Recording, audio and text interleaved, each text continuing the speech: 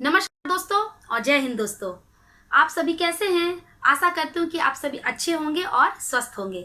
इसके पहले के क्लास में हमने काल पढ़ा था। क्रिया के जिस रूप से किसी कार्य के होने के समय का पता चले उसे हम काल कहते हैं।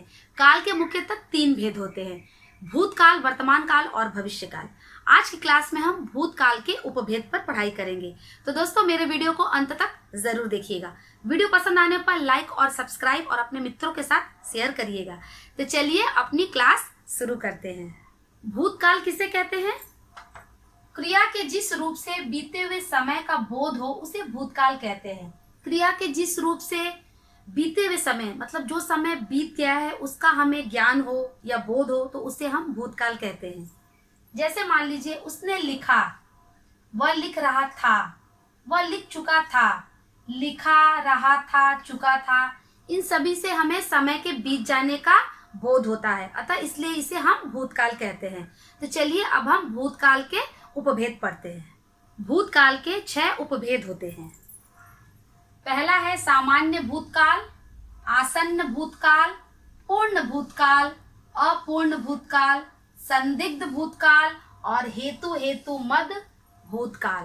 तो चलिए एक एक करके इनका परिभाषा और उदाहरण पढ़ते हैं। सामान्य भूत किसे कहते हैं? सामान्य भूतकाल क्रिया के जिस रूप से काम के सामान्य रूप से बीते समय में पूरा होने का बोध होता है उसे सामान्य भूतकाल कहते हैं। मतलब क्या हो गया कि क्रिया के जिस रूप से जो काम हो रहा है वो सामान्य रूप से बीते समय में पूरा हो चुका है, उसका हमें बोध होता है या जानकारी मिलती है तो उसे हम सामान्य भूतकाल कहते हैं। अथवा ये कह सकते हैं किंतु इससे यह बोध नहीं होता है कि क्रिया को समाप्त हुए थोड़ी देर हुई है या अधिक, वहां सामान्य भूतकाल होता है। तो चलिए इसकी पहचान और इसके उदाहरण देखते हैं। इसकी पहचान किस तरह से कर सकते हैं? इसके वाक्य के अंत में या, ये, ई, आ ये सभी आते हैं, तो इससे हम इनकी पहचान कर सकते हैं। अब इनके उदाहरण देखते हैं हम। जैसे रोहन आया, उसने रोटी खाई, राधा ने पुस्तक पढ़ी, श्याम ने चश्मा पहना, रोहन आया। ये तो समझ में आ रहा है कि रोहन आया है, रोहन इस तरह से सामान्य भूत काल हो गया है, काम हो चुका है। उसने रोटी खाई, उसने रोटी खाने का काम भी पूरा कर चुका है। राधा ने पुस्तक पढ़ी, राधा भी पुस्तक पढ़ चुकी है। श्याम ने चश्मा पहना, श्याम भी चश्मा क्या है, पहन चुका है। इन सभी वाक्यों से ये समझ में आ रहा है कि काम बीते समय में हुआ है, लेकिन हमें ये नहीं समझ में आ रहा है कि काम थोड़ी देर पहले हुआ है या बहुत अधिक समय पहले हुआ है, तो इसे ही हम सामान्य भूतकाल कहते हैं। आसन्न भूत, आसन्न भूतकाल क्रिया के जिस रूप से यह पता चले कि क्रिया अभी कुछ समय पहले ही समाप्त हुई है उसे आसन्न भूत या आसन्न भूतकाल कहते हैं। क्रिया के जिस रूप से हमें यह पता चले कि क्रिया अभी कुछ समय पहले ही खत्म हुई है या फिर समाप्त हुई है तो उसे हम आसन्न भूतकाल कहते हैं। इसकी पहचान कैसे कर सकते हैं हम? इसके अंत में क्या लगा रहेगा? है, ई है, ए है, हो, हु आदि से हम इसकी पहचान कर सकते हैं। अब हम इसके उदाहरण देखते हैं। चलिए इसके उदाहरण देखते हैं। मोहन ने अभी अभी खाना खाया है, राधा ने अभी काम किया है, महेश अभी आया है।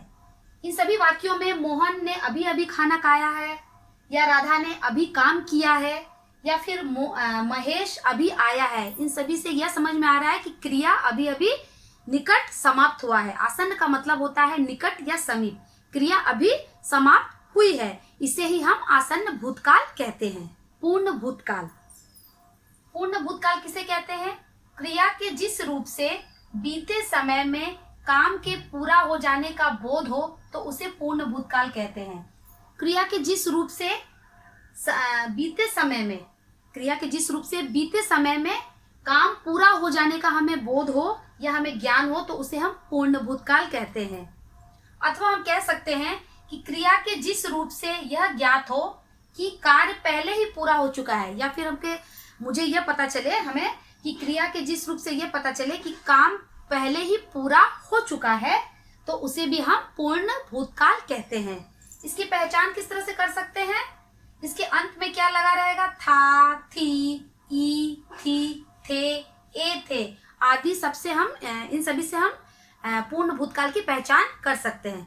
अगर सामान्य भूतकाल में हम था, थी, थे आदि लगा देंगे तो वो भी क्या है, पूर्ण भूतकाल की क्रिया ही कहलाएंगी। पूर्ण भूतकाल के उदाहरण क्या है? जैसे उसने रोटी खाई थी, श्याम ने राजू को मारा था, तुम घूमने गए थे, रमेश ने पहाड़ पर चढ़ाई की थी, दीपक ने महेश को पीटा था। इन सभी वाक्यों में खाई थी, मारा था, गए थे, चढ़ाई की थी, महेश को पीटा था, इन सभी वाक्यों से हमें यह पता चलता है कि कार्य पूर्ण हो चुका है। ठीक है, इसलिए इस समय इसमें क्या देखते हैं हम लोग, पूर्ण भूतकाल यहाँ पर हुआ है। इसके उदाहरण क्या है? जैसे मान लीजिए दादी माँ ने कहानी सुनाई होगी, रीना स्कूल पहुंच चुकी होगी, श्याम घर पहुंच गया होगा, महेश ने पुस्तक समाप्त कर ली होगी। इन सभी वाक्यों में दादी माँ ने कहानी सुनाई होगी, रीना स्कूल पहुंच चुकी होगी, श्याम घर पहुंच गया होगा और महेश ने पुस्तक समाप्त कर ली होगी या फिर महेश पुस्तक पढ़ लिया होगा। इन सभी वाक्यों से हमें क्या है, संदेह प्रकट हो रहा है कि काम हुआ है या नहीं हुआ है। इसे ही हम संदिग्ध भूतकाल कहते हैं। हेतु हेतु मत भूतकाल। हेतु का मतलब होता है कारण। इसकी परिभाषा क्या है?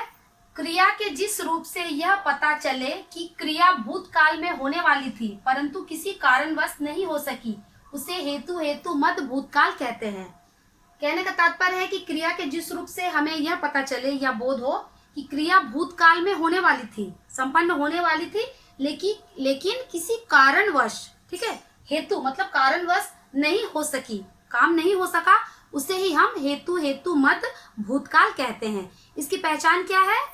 इसके अंत में ता, ते, ती आदि लगे रहते हैं जिससे हम हेतु हेतु मत भूतकाल की पहचान कर सकते हैं। इसके उदाहरण क्या है?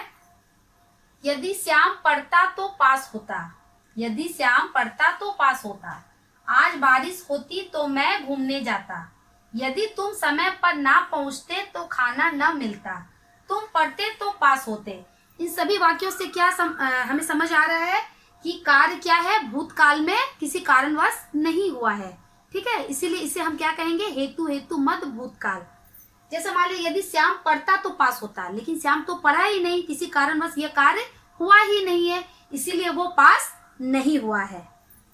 तुम पढ़ते तो पास होते, तुम तो पढ़े नहीं हो, तुम पढ़ते तब ना पास होते, किसी कारणवश यह कार्य भूतकाल में नहीं हुआ है, इसे ही हम क्या कहेंगे, हेतु हेतु मद भूतकाल कहते हैं। आज की क्लास यहीं तक, मिलते हैं अपने आने वाले नेक्स्ट वीडियो में, तब तक के लिए बाय बाय।